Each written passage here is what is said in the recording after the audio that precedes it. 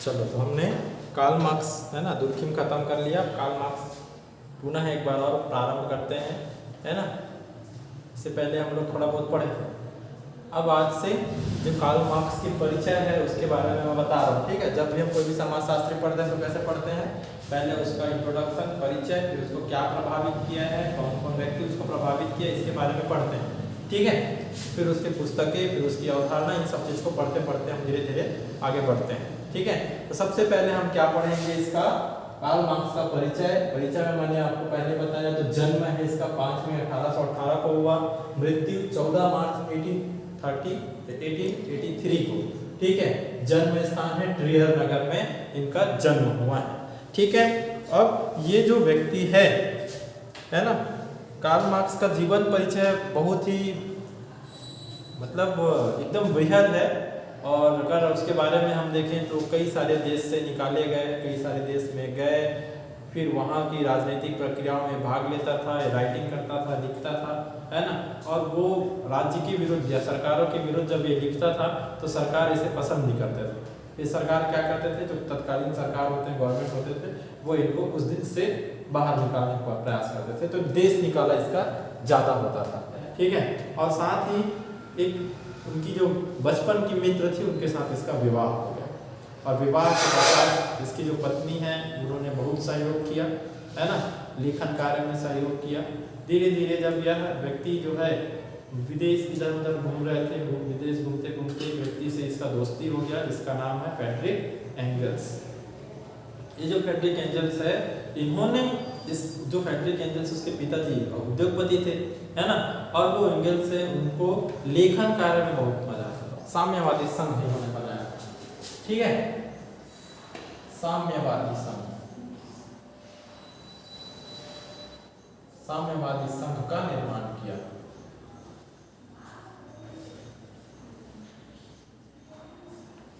ठीक है। चलो, कार्ल मार्क्स का जीवन परिचय। सबसे पहले हमने क्या देखा, कार्ल मार्क्स का जो जन्म है 5 मई 1818 को ट्रियर नगर में हुआ था, इसकी मृत्यु 14 मार्च 1883 को, ठीक है। और ये जो व्यक्ति है अपनी विद्यालयीन जो शिक्षा है उस विद्यालयीन शिक्षा को कहाँ से ग्रहण किया है, ट्रियर नगर में ही जो सामान्य विद्यालय है उस वहाँ पे उन्होंने अपनी शिक्षा ग्रहण की। ये विश्वविद्यालय पीएचडी का जो इनका विषय है वो on differences between the philosophy of democratic Europeans, यहाँ से इन्होंने इस विषय पर इन्होंने पीएचडी किया और एक इन्होंने साम्यवादी संघ का निर्माण किया। ये व्यक्ति जो है कार्ल मार्क्स ये प्रोफेसर बनना चाह रहे थे, लेकिन किसी कारणवश वो प्रोफेसर नहीं बन पाए। उम्र की थोड़ा सा उसमें ऊपर नीचे था, है ना, उम्र शायद कम था, जब ये पेपर दिए तो उम्र उस टाइम में कम था, तो इस कारण वो प्रोफेसर या किसी महाविद्यालय में पढ़ाने का काम नहीं किया। तब इन्होंने क्या किया, अपनी आर्थिक स्थिति को अच्छा करने के लिए ये जो व्यक्ति है ये क्या किए, पत्रिकाओं में लेखन का काम किया, ठीक है। और उन पत्रिकाओं से लेखन काम करके ये जो व्यक्ति है अपना जीवन यापन प्रारंभ किया और अनेक, है ना, जो पत्रिकाएं हैं उसमें इन्होंने अपनी लेख प्रस्तुत किया है। तो ये हो गया इसका सामान्य परिचय। अब हम देखते हैं कि ये व्यक्ति किस किस से प्रभावित है, ठीक है। ये व्यक्ति किस किस से प्रभावित है, किसका प्रभाव इस पर है,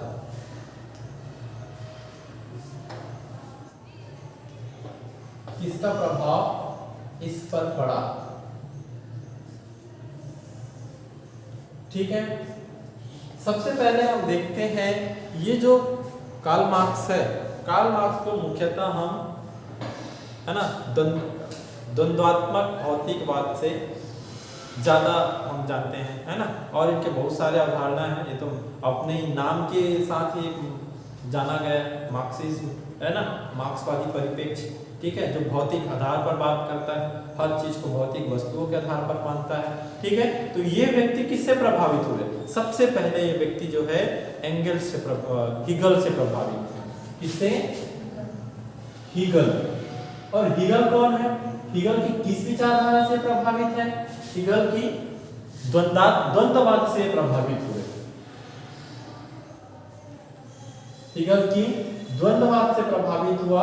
और ये हीगल जो है ये द्वंद्ववाद के लिए क्या बात करता है? हीगल कहता है कि द्वंद्व जो है वो मानव के मस्तिष्क, मानव के विचार से उत्पन्न होता है।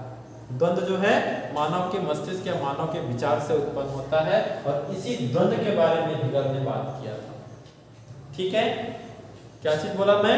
मानव के मस्तिष्क है ना, मानव के विचार, ठीक है, या धारणा, धारणा विचार जो उत्पन्न होता है मानव के मन में, वहां द्वंद्व होता है। कैसे द्वंद्व होता है? तो उस दिन बताया था मैं, हम कहीं सुबह सुबह एकदम ठंडी का दिन है ना, एकदम ठंडी का दिन है सुबह सुबह, और आज सैटरडे है, कल संडे होने वाला है। ठीक है, आज सैटरडे है, अभी सैटरडे चल रहा है समझ लो, कल संडे होने वाला है ना। सॉरी, संडे को कहीं जाना नहीं है किसी को, ठंडी का दिन है मस्त, है ना। तो मन क्या करता है, एक व्यक्ति सोचता है कि नहीं यार बहुत अच्छा लग रहा है, ब्लैंकेट के अंदर घुसे रहो, सोया, होता है ना ऐसे। और एक साइड से ये भी सोचता है अरे नहीं यार, अगर मैं उठ के थोड़ा बहुत पढ़ लूँ या कुछ काम कर लूँ तो मेरा ही फायदा होगा कि नहीं? ऐसे सोचता है ना। मन में क्या चलता है? द्वंद्व चलता है। तो क्या है? विचार, उस विचारों में द्वंद्व चल रहा है ना। जो मन में चल रहा है ये व्यक्तिगत हो गया। व्यक्तिगत, अगर व्यक्ति के मन में जब कोई विचार में द्वंद्व होता है तो व्यक्तिगत विचारों में द्वंद्व हो रहा है। लेकिन ये समाज में अगर ये किसी विचार, किसी धारणा में द्वंद्व हो रहा है, समूह के मध्य किसी विचार, किसी धारणा में द्वंद्व हो रहा था, तो उसी को हीगल ने क्या कहा है? द्वंद्ववाद कहा। उसी को हीगल क्या कहा है? द्वंद्ववाद कहा, है ना। विचार, धारणा, है ना, में द्वंद्व, विचार या धारणा में द्वंद्व। और इससे ही प्रभावित होकर कार्ल मार्क्स ने क्या दिया? द्वंद्ववाद दिया, है ना। मार्क्स क्या कहता है? मार्क्स इसके जस्ट विपरीत बात करता है। मार्क्स जो है इसके विपरीत बात करता है, और मार्क्स कहता है कि ऐसा नहीं होता है कि विचारों से द्वंद्व हो, है ना। विचारों से द्वंद्व हो, ऐसा नहीं होता है। मार्क्स कहता है कि जो विचार है उसको भौतिक वस्तु के रूप में मानता है, ठीक है। और भौतिकवादी विचारधारा रखकर वो कहता है कि भौतिक वस्तुओं में द्वंद्व होता है, ठीक है। भौतिक वस्तुओं में द्वंद्व होता है, इसीलिए इसी से प्रभावित होकर इन्होंने द्वंद्वात्मक भौतिकवाद की अवधारणा को प्रस्तुत किया है। समझ गए? ठीक है। तो मार्क्स क्या कहा? भौतिक वस्तुओं, है ना, भौतिक वस्तुओं में द्वंद्व। ये कौन कहता है? मार्क्स। भौतिक वस्तुओं में द्वंद्व के बारे में कार्ल मार्क्स जो है वो चर्चा करता है, ठीक है। यहां तक समझ गए?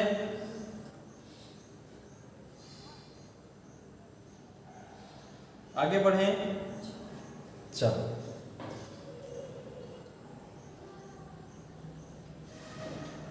इसके जो गुरु थे, है ना, इसके गुरु का नाम लिखना, फ्रीहर लिखना, फ्रीहर,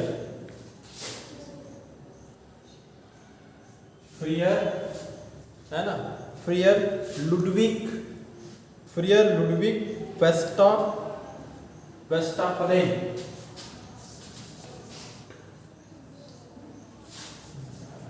यहां लिखता हूं, ठीक है।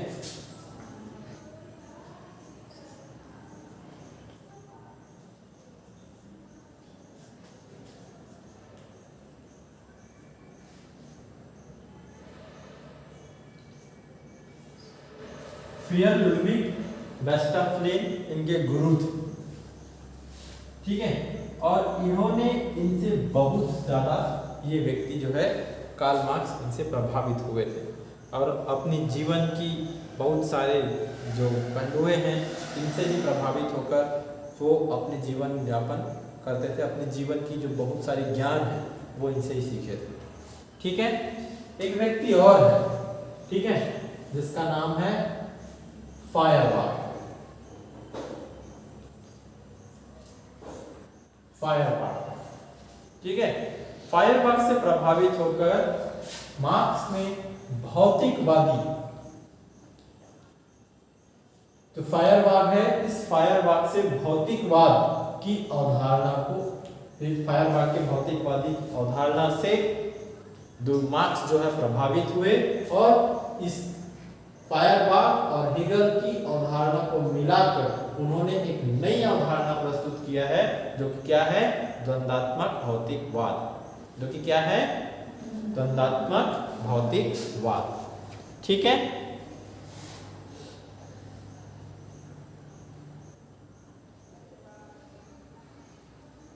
हो गया, यहां तक समझ गए।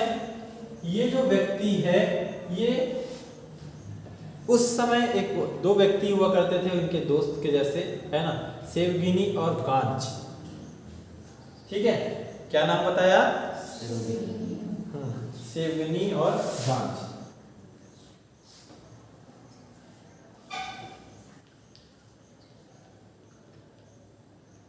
इन लोगों से भी ये क्या हुए, प्रभावित थे। और इनकी किस किस बात से प्रभावित थे, इसको देखना।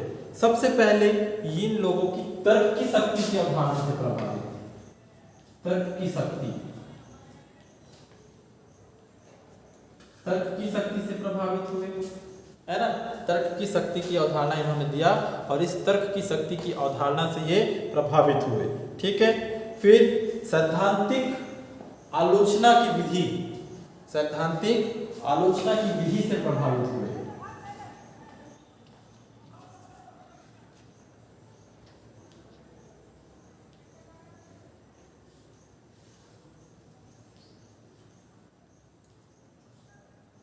सैद्धांतिक आलोचना विधि से प्रभावित हुए इनके।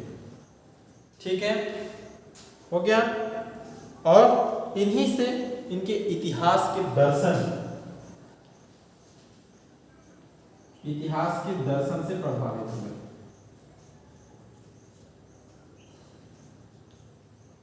इतिहास के दर्शन से भी ये क्या हुए, प्रभावित हुए। ठीक है, हो गया। ये जो व्यक्ति है कार्ल मार्क्स, है ना, ये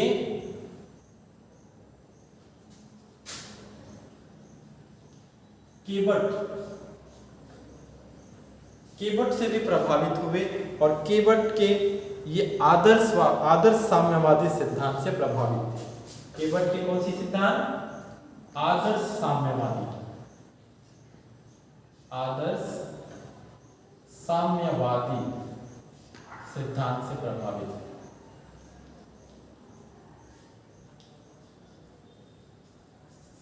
बस इतना ही ना। ठीक है, फिर ये जो व्यक्ति हैं कार्ल मार्क्स, ये प्रूधो के दार्शनिक, प्रूधो से भी प्रभावित थे, प्रूधो से, है ना। ये कार्ल मार्क्स प्रूधो से प्रभावित थे और प्रूधो की कौन सी अवधारणा से, दार्शनिक अराजकता की अवधारणा से प्रभावित हुए। दार्शनिक अराजकता,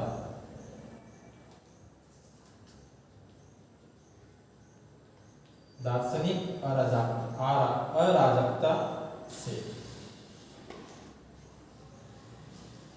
ठीक है, फिर ये व्यक्ति जो है बाकुनिन से भी प्रभावित थे। बाकुनिन,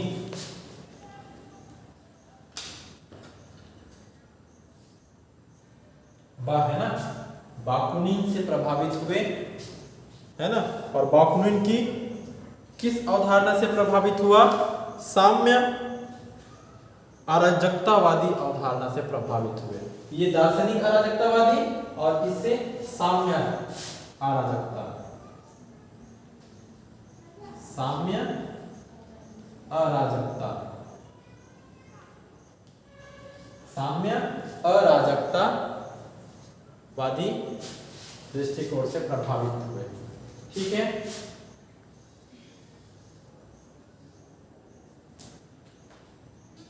चलो, फिर ये जो व्यक्ति है ये प्रभावित हुए थे मैजिनी से। मैजिनी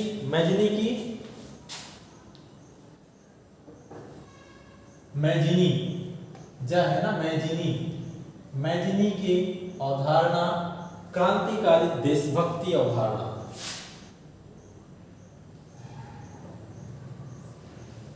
क्रांतिकारी देशभक्ति,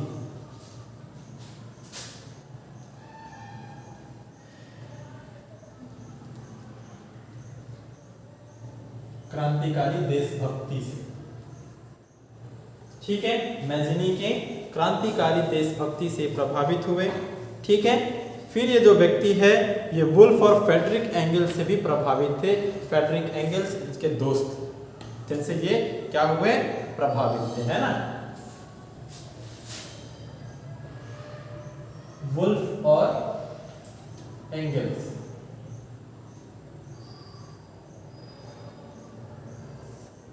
ठीक है। तो कितने सारे लोग से प्रभावित हुए, है ना। कार्ल मार्क्स का तो सबसे पहले हम देखते हैं हीगल, और कार्ल मार्क्स ने कहा भी है हीगल का जो द्वंद्ववाद था वो सिर के बल खड़ा था, है ना। मैंने उसको सीधा किया है, पैर के बल खड़ा किया है, ऐसा ये कथन भी बोलता है। ठीक है, हो गया है?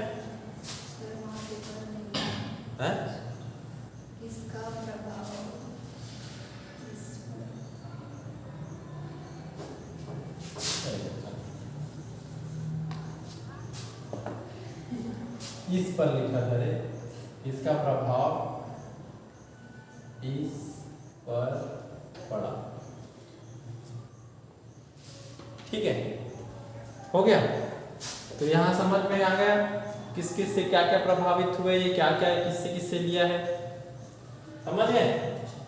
आगे बढ़े हम, चलो।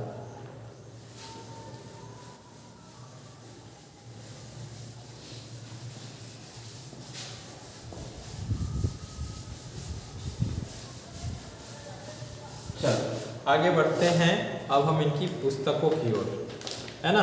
इनकी कौन कौन सी बुक्स है, इसकी बुक्स की ओर आगे बढ़ते हैं। तो पहला बुक है द पॉवर्टी ऑफ फिलॉसफी, गरीबी की गरीबी की दर्शन शास्त्र, है ना। बुक्स बता दिया था का पहले।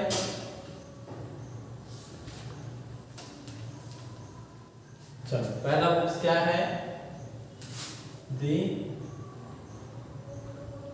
Poverty of philosophy.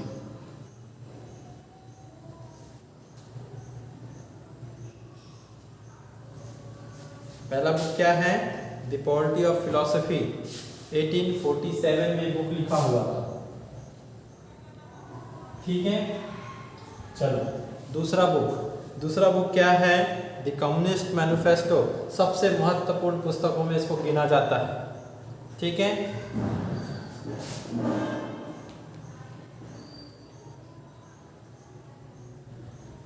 Communist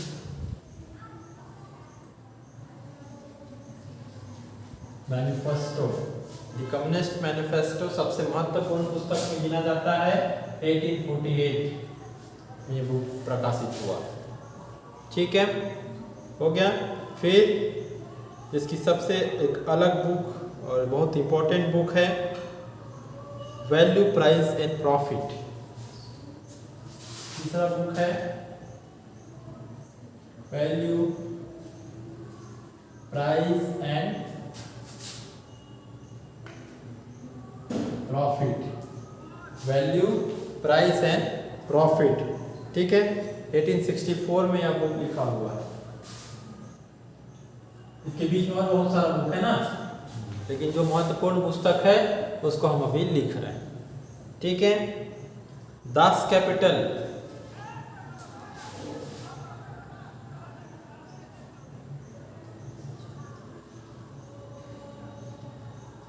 Das Kapital, है ना। कहीं पे के लिखा हुआ दिखेगा पुस्तक में आपको, सी के जगह के। ठीक है, दास कैपिटल, यह बुक इन्होंने 3 वॉल्यूम में इनका बुक निकला हुआ है। ठीक है, सबसे पहला बुक आया था 1867 में, 1867 है पहला बुक।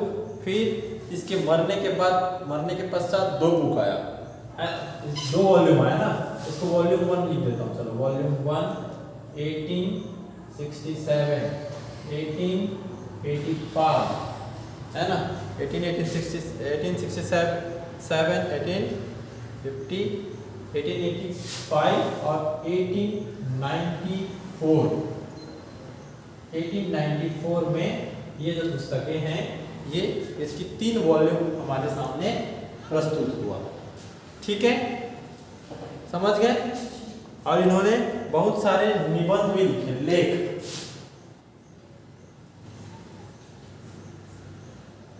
ये जो है लेख भी प्रस्तुत किया है। ठीक है, सबसे पहला है क्रिटिक ऑफ गोथा प्रोग्राम। ठीक है,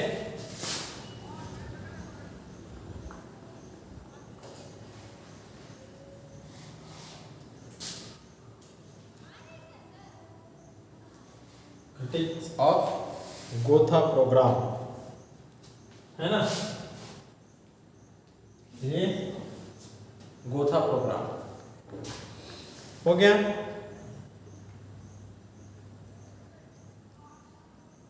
हो गया। इन्होंने इनकी सबसे महत्वपूर्ण लेख है the Holi family.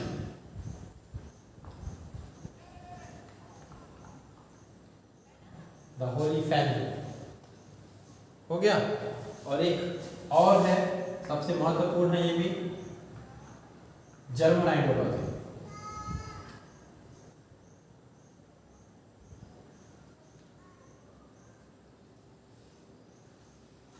German ideology.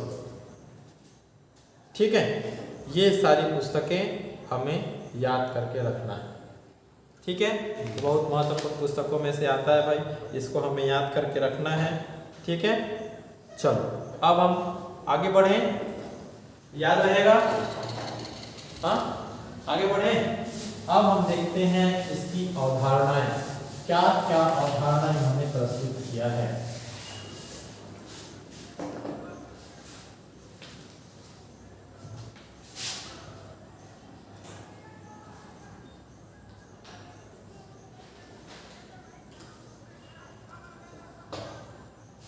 अवधारणा, ठीक है, सबसे पहली अवधारणा आपको तो पता ही है क्या है, द्वंद्वात्मक भौतिकवाद है ना।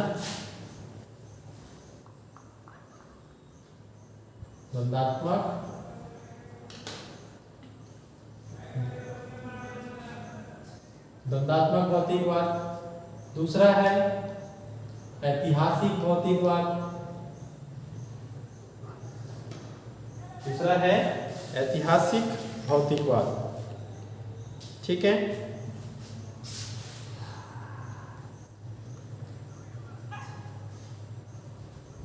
ऐतिहासिक भौतिकवाद। तीसरा आप बोल सकते हो वर्ग संघर्ष।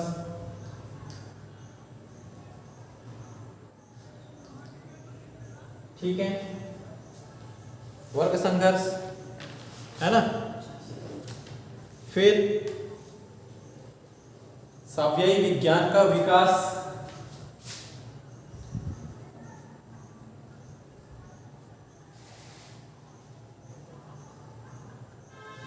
साम्ययी विज्ञान का विकास।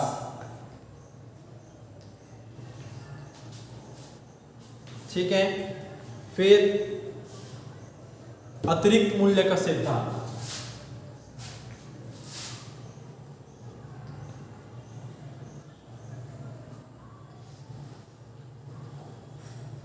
अतिरिक्त मूल्य का सिद्धांत।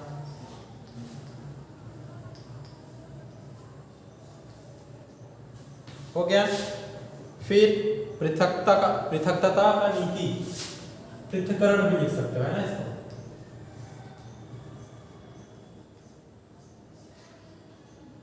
पृथकता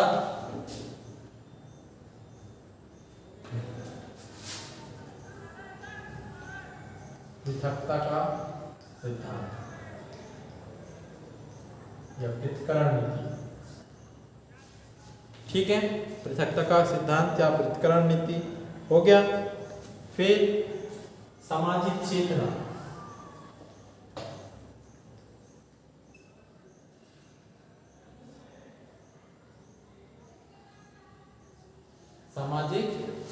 चेतना। फिर क्रांति का समाजशास्त्र,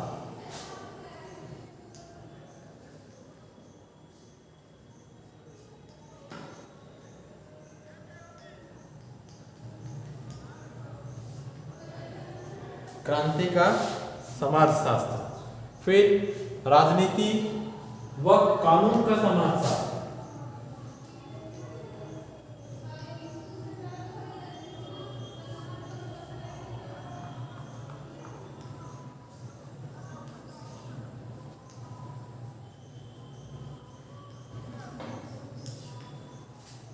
राजनीति व कानून का समाजशास्त्र हो गया।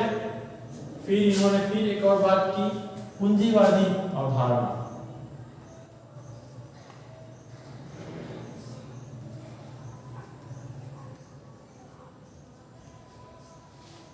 पूंजीवादी अवधारणा, ठीक है।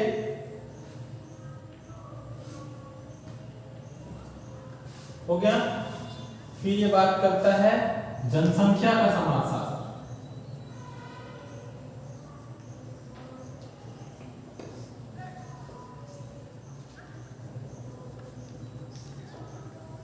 पिछले नेट का अगर क्वेश्चन देखे होंगे तो यही जनसंख्या के समाजशास्त्र से संबंधित मार्क्स का क्वेश्चन आया था, है ना।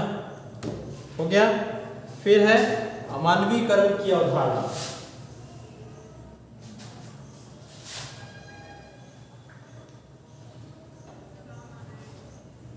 अमानवीकरण की अवधारणा,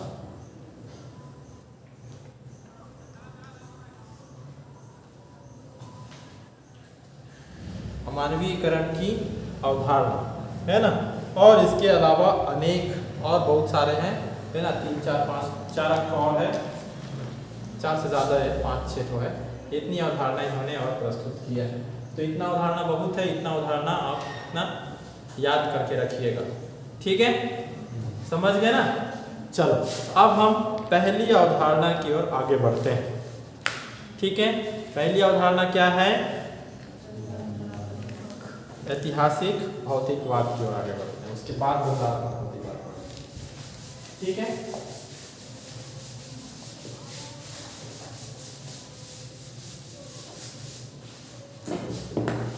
पहला हम देखते हैं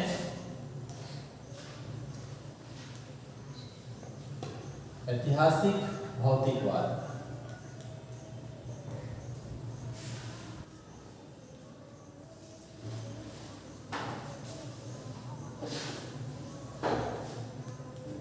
ऐतिहासिक भौतिकवाद।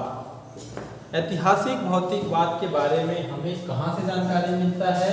तो इनकी जो बुक है द जर्मन आइडियोलॉजी, बताया था ना, इसको सीधा लिखते हैं,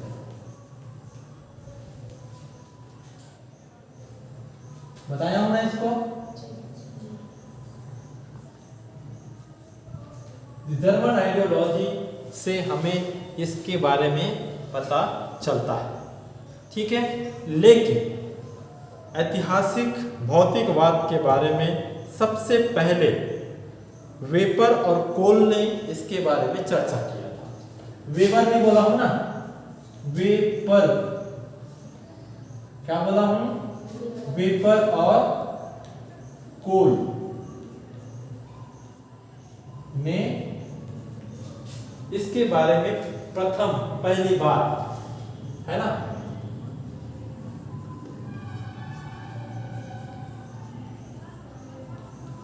पहली बार चर्चा किया। वेपर और कोल ने ऐतिहासिक भौतिकवाद विषय पर सर्वप्रथम चर्चा किया है, ठीक है।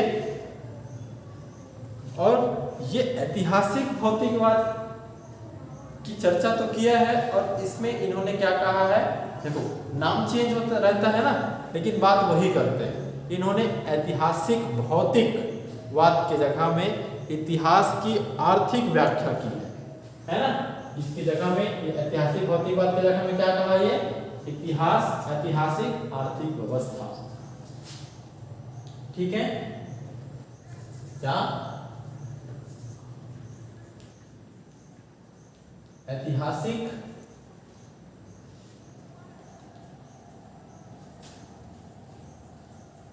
आर्थिक महत्ता लिखा।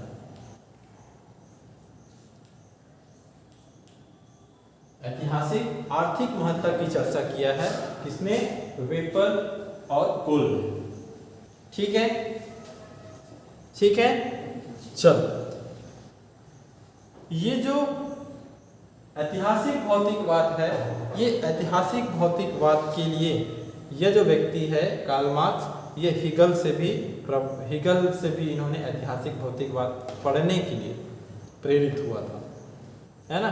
और हिगल के द्वंद्ववाद को, हिगल ने जो द्वंद्ववाद दिया था, उसी द्वंद्ववाद को जो सिर के बल खड़ा था उसे पैर के बल खड़ा करने में ऐतिहासिक भौतिकवाद का प्रयोग किया है। ठीक है, अभी द्वंद्वात्मक भौतिकवाद भी पढ़ेंगे। द्वंद्वात्मक भौतिकवाद का प्रयोग भी वो हिगल के जो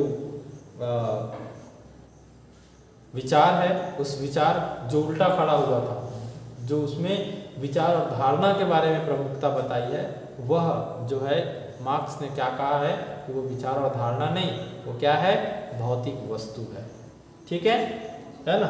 चलो, सामाजिक, और ये क्या कहता है हिगल? अगर ऐतिहासिक जो हमारा इतिहास है और इस ऐतिहासिक समाज में परिवर्तन करना चाह रहा है ना, इस जो इतिहास मतलब पुराने समाज, और इस समाज में अगर परिवर्तन करना चाह रहे हैं तो हमें क्या करना पड़ेगा? उत्पादन की शक्ति, उत्पादन की साधन में परिवर्तन करना पड़ेगा। ठीक है, तो समाज में परिवर्तन कैसे आता है? मार्क्स कहता है कि उत्पादन की साधन व शक्ति में परिवर्तन, शक्ति में परिवर्तन से समाज में परिवर्तन आ जाता है।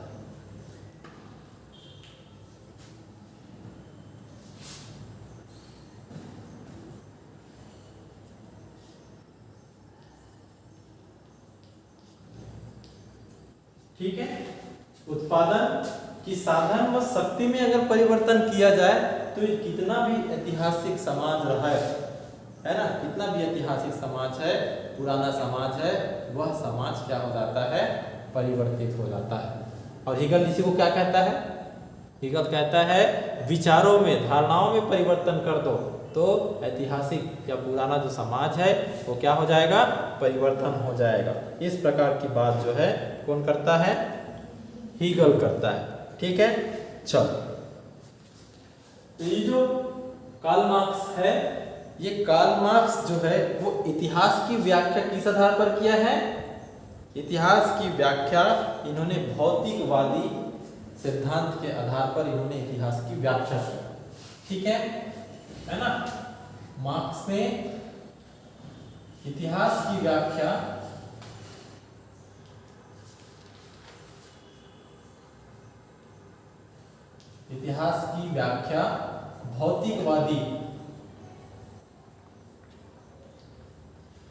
भौतिकवादी व्यवस्था के आधार पर किया है।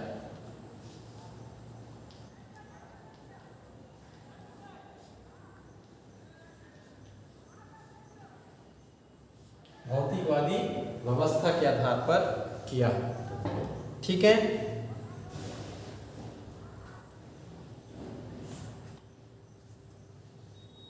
मार्क्स ने इस भौतिकवादी व्यवस्था की व्याख्या करते समय इन्होंने दो बातें बोली, और वो दो बातें बहुत महत्वपूर्ण है ना। क्या बोला? इसकी व्याख्या के समय व्याख्या की तथ्य, है ना। इन्होंने दो तथ्य कहा, इन्होंने दो तथ्य के बारे में बताया है, और वो दो तथ्य है कि पहला, व्यक्ति को जीवित रहने के लिए व्यक्ति की आवश्यकता है ना। जीवित रहने के लिए व्यक्ति को कुछ ना कुछ तो आवश्यकता होती है, और वह आवश्यकता व्यक्ति के द्वारा ही पूरा होता है कि नहीं? होता है ना। व्यक्ति को जो आवश्यकताएं हैं जो जीवित व्यक्ति है उस जीवित व्यक्ति को आवश्यकता जो भी आवश्यकता होती है उसकी आवश्यकता की पूर्ति दूसरे व्यक्ति के द्वारा किया जाता है। ठीक है। और दूसरा यह कहता है कि समाज की निरंतरता के लिए, समाज निरंतर चलते रहे, निरंतर रहे, इसके लिए साधनों का उत्पादन होना बहुत जरूरी है। ठीक है। साधनों का मतलब जो भी समाज को आगे बढ़ाने की साधन है ना, या संस्कृति या सामाजिक मूल्य या मान्यताएं को आगे बढ़ाने का साधन है। कहने का मतलब ये है, मार्क्स कहता है कि पहला, जीवित रहने के लिए हमें क्या चाहिए? साधन चाहिए, है ना।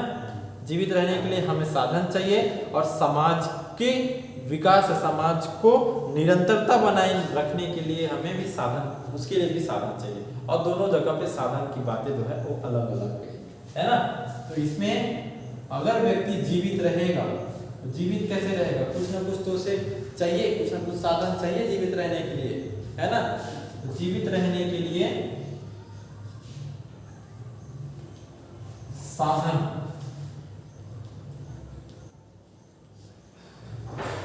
साधन होना चाहिए। जीवित रहने के लिए साधन होना चाहिए, है ना। और समाज की निरंतरता, समाज का निरंतरता बनाए रखने के लिए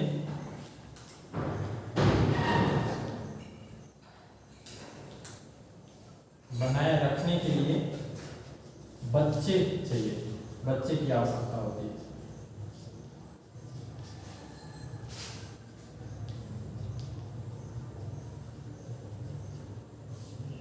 अब ये दोनों जगह पे देखो, यहाँ पे साधन क्या है और यहाँ पे साधन क्या है। समाज की निरंतरता बनाए रखने के लिए साधन मतलब बच्चे से, बच्चों की आवश्यकता होती है। और यहाँ पे जीवित रहने के लिए साधन होना चाहिए, और वह साधन क्या है? हमारी जीवित रहने के लिए जो कोई मूलभूत आवश्यकताएं है ना, वो आवश्यकताएं हमारी साधन है। ठीक है, तो यहाँ तक समझ में आ गया।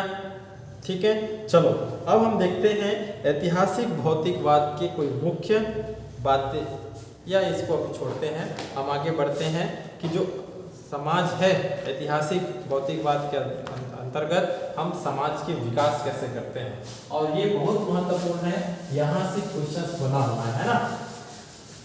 ऐतिहासिक भौतिकवाद के इस विषय के अंतर्गत जो कार्ल मार्क्स है, यह समाज के विकास के अलग अलग ऐतिहासिक युगों की चर्चा किया है ना। इसको भी मिटा देते हैं।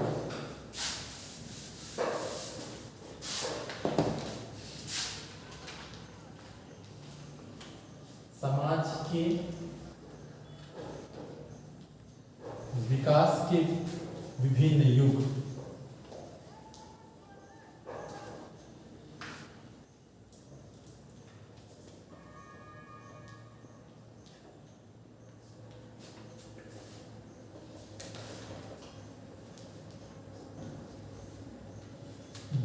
जैसे लिखूंगा वैसे ही लिखना, ठीक है। विभिन्न युगों की चर्चा किया है, ठीक है।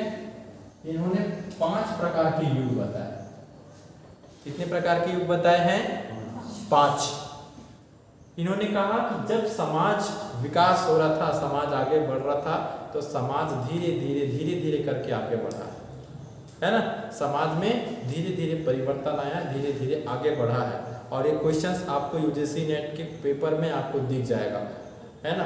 3-4 साल का पेपर उठा लो, कंटिन्यू ये क्वेश्चन दिखा है, ठीक है। तो सबसे पहला इन्होंने सामाजिक व्यवस्था में क्या बताया? सबसे पहला व्यवस्था है आदिम साम्यवादी युग। पहला क्या है? आदिम साम्यवादी या प्राचीन, आदिम साम्यवादी या प्राचीन साम्यवादी युग।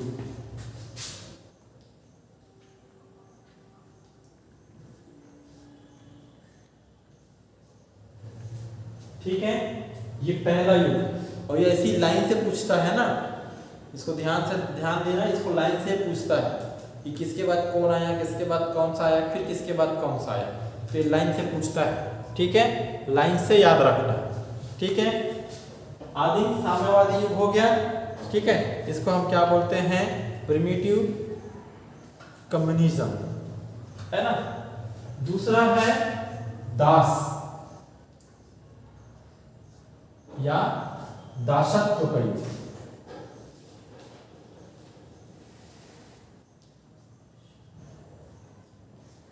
दूसरा हो गया दास या दासत्व का युग। ठीक है, स्लेव सोसाइटी हो गया। तीसरा है सामंतवादी युग हो गया। चौथा है पूंजीवादी युग।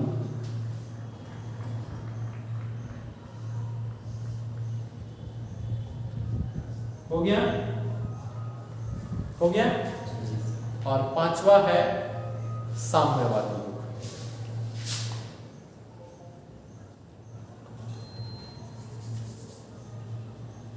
पांचवा क्या है, साम्यवादी युग।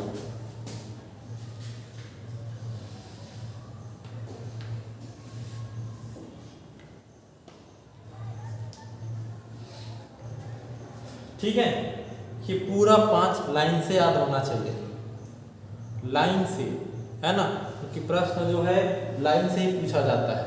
ठीक है, एक को ऊपर नीचे कर देगा, इसको अरेंज करने के लिए पूछेगा। तो ये प्रश्न, ये जो विकास है, ये समाज का विकास है ना, ये समाज का विकास है।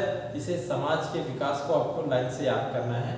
कब पहले कौन सी समाज आई थी, फिर उसके बाद कौन सी समाज आई, फिर उसके बाद कौन सी समाज आई, फिर उसके बाद कौन सी समाज आई। ठीक है, और इसी आधार पर आप देख लो, अगर एक क्वेश्चन पूछा जाए कि किस समाजशास्त्री ने क्या कार्ल मार्क्स ने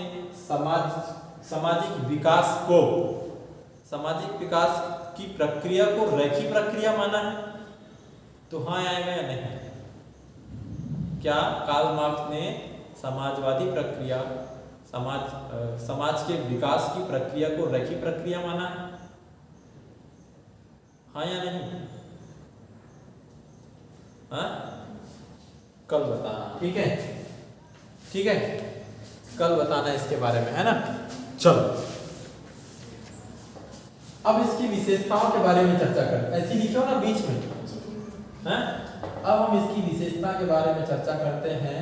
जो पहला आदिम साम्यवादी या प्राचीन साम्यवादी समाज था, यहाँ पे वर्ग नहीं था, वर्ग विहीन समाज। ये जो समाज था वो क्या समाज है, वर्ग विहीन समाज था। यहाँ पे वर्ग नाम का कोई चीज ही नहीं थी, समझ गए। ये जो समाज है क्या है, वर्ग विहीन समाज है। ठीक है,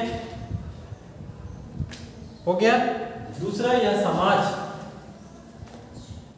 कृषि, पशुपालन से प्रभावित,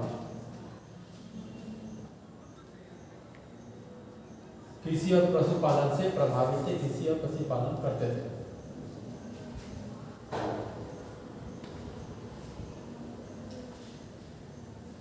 दूसरी विशेषता समझ गए साम्यवादी समाज का, समझ गए ना।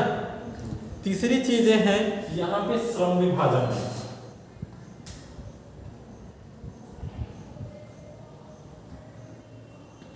श्रम विभाजन नहीं।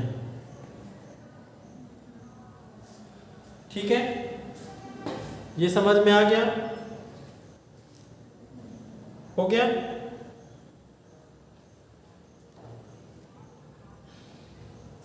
हो गया। यहां पे सामूहिक चेतना को अधिक महत्व दिया जाता था।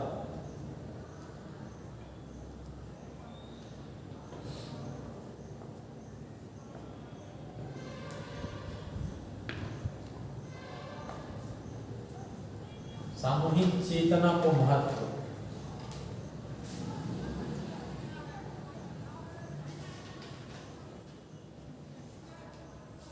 सामूहिक चेतना को महत्व दिया जाता था।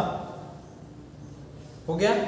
और एक विशेषता और है, इसको इधर लिख देता हूं, है ना, समाज में समरूपता दिखाई देता है।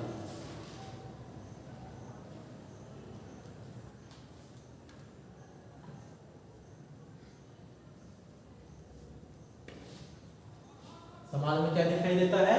समरूपता। समझ गया ना? इधर उधर तो नहीं दिख रहा एकदम।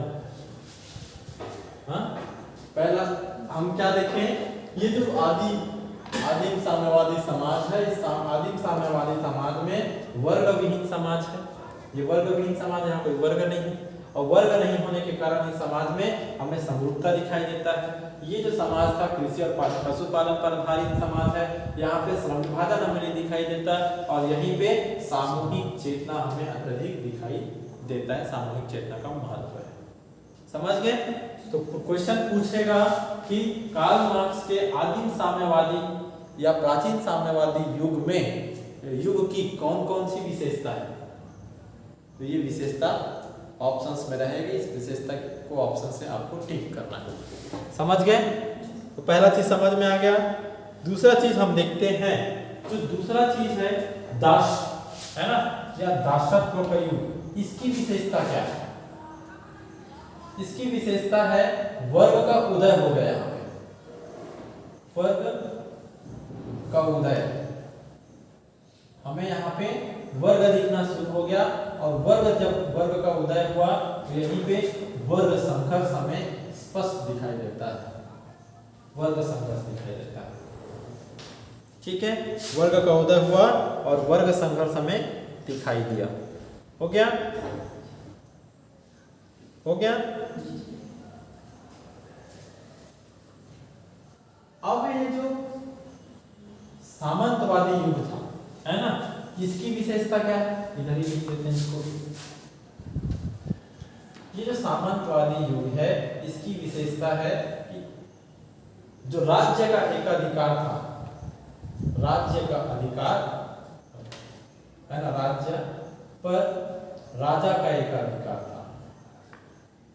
राजा का एकाधिकार,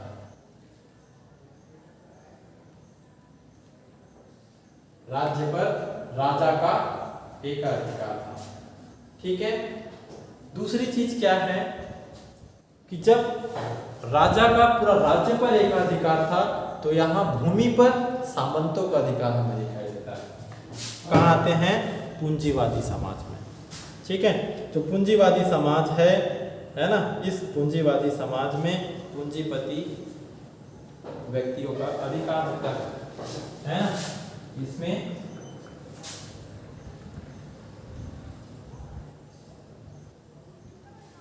पूंजीपतियों का अधिकार।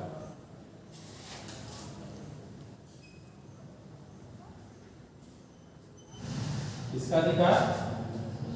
पूंजीपति का अधिकार होता है ना। और यहीं पे भी हम, यहाँ पे भी हमें वर्ग संघर्ष तो चालू हो गया ना। दासत्व युग से जो वर्ग संघर्ष चालू होता है, वो वर्ग संघर्ष पूंजीपति तक वो वर्ग संघर्ष चलते ही रहता है। ठीक है, वहां तक वर्ग संघर्ष क्या रहेगा? कंटिन्यू चलते ही रहेगा। ठीक है ना। और यहीं से श्रमिकों का उदय होता है। श्रमिकों का उदय, श्रमिकों का उदय होता है। ठीक है, अब हम आते हैं हमारा लास्ट जो है साम्यवादी युग। लास्ट क्या है? साम्यवादी युग। ये कहता है कि जो साम्यवादी है उसमें एकाधिकार समाप्त हो जाएगा और सबको समान अधिकार या समान संपत्ति मिल जाएगी। ठीक है, इसमें क्या है? एकाधिकार समाप्त हो जाएगा,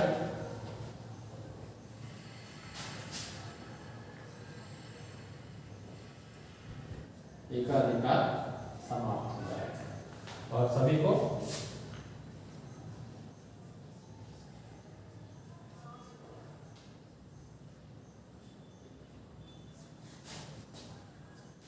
समान वितरण, इसका आर्थिक व्यवस्थाओं का समान वितरण हमें दिखाई देगा। ठीक है, तो ये हो गया हमारा ऐतिहासिक भौतिकवाद के अंतर्गत। ये सबसे इंपॉर्टेंट है ना, यहाँ से क्वेश्चन पूछता है, इसको ध्यान में रखना ही। ठीक है, तो आज के लिए इतना ही करें, है ना, नहीं दी, ठीक है, आज के लिए इतना ही करते हैं, कल फिर इसके आगे हम लोग पढ़ेंगे। ठीक है ना, मस्त गरबा खेलना है, नरी नूतन, ठीक, चलो।